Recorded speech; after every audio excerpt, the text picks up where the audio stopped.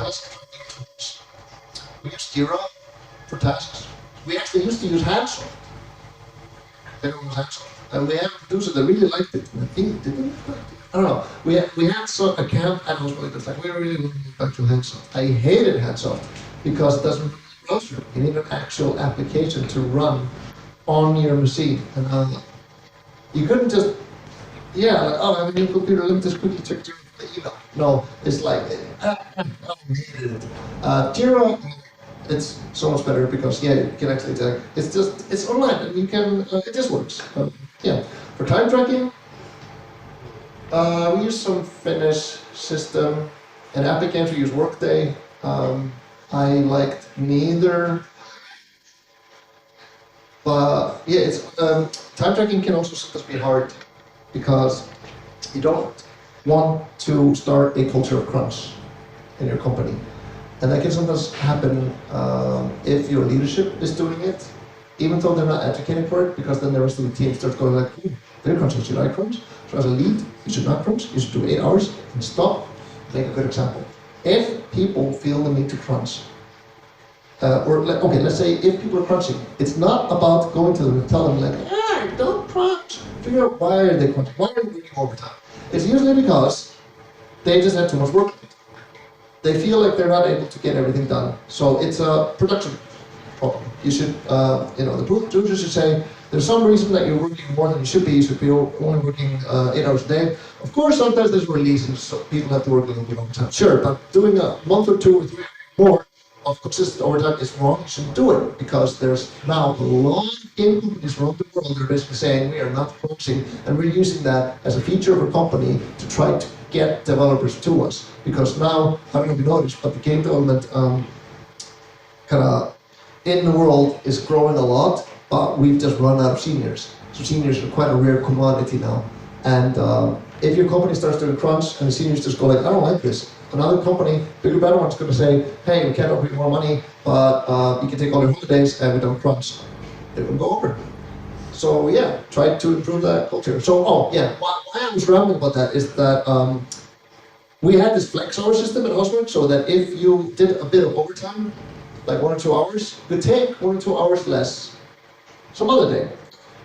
Nice idea in theory, but I don't think it works in practice, because if you would have taken that as overtime, you would have gotten 1.5 times the salary. 1 hour of overtime does not equal 1 hour of vacation. It is 1 hour of overtime equals 1.5 or 2 hours of vacation. So you should not do it like this 1 for 1, unless you just want to flex a little bit and like, I want to take a shorter day next time, so I'm working a little bit more now. And again, why I was on that was because sometimes people might not report into the system because they don't want people to know that they're doing overtime.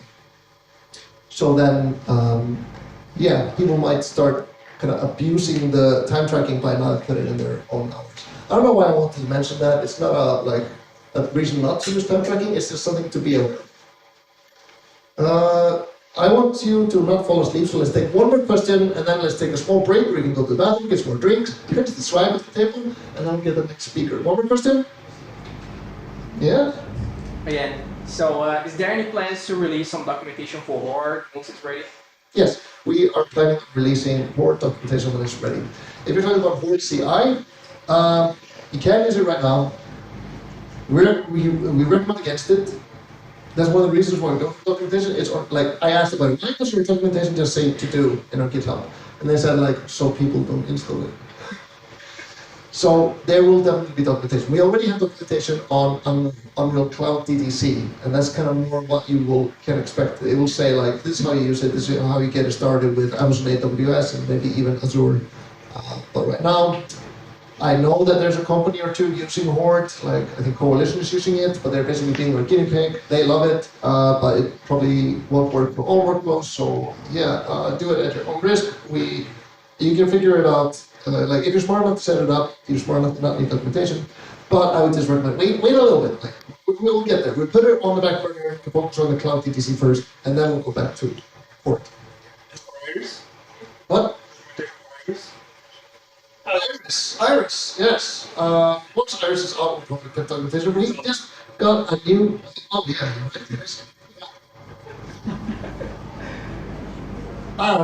So we just hired a new documentation team, or like not new. We've expanded our documentation team. So a lot of the documentation is constantly being worked on. If you don't see enough documentation about something like Iris, I really recommend it because our documentation team just recently got their own section on their forums where they actually read them. So make requests there and then we'll actually see what there is demand for. Okay, one last question. Okay, one last one. Yeah.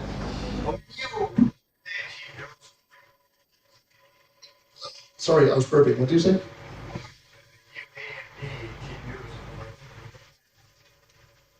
Yeah, AMD GPUs should work just fine already.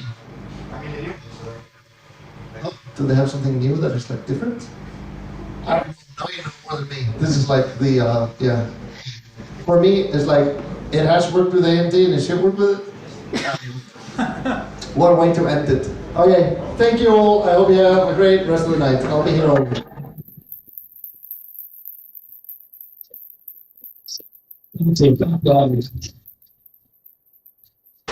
So this speech took much more time than usual. Usually it's like half an hour, 40 minutes, but this was more than an hour or more. But you know, it's like not every day Unreal Engine eventually, so it's sometimes good to have more specialists. So he's here today. He's coming to the Gameweek Festival, so you can go to the Gameweek Festival and hear more about Unreal Engine and experience that I have.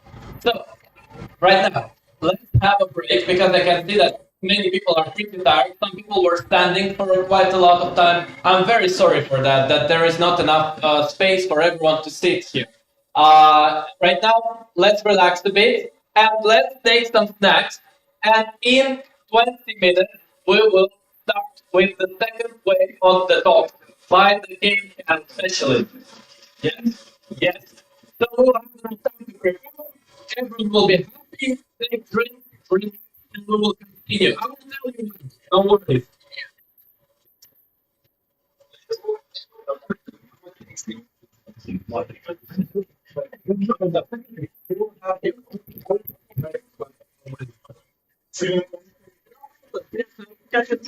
No question about that. Just ask, just in case. Yeah, no problem.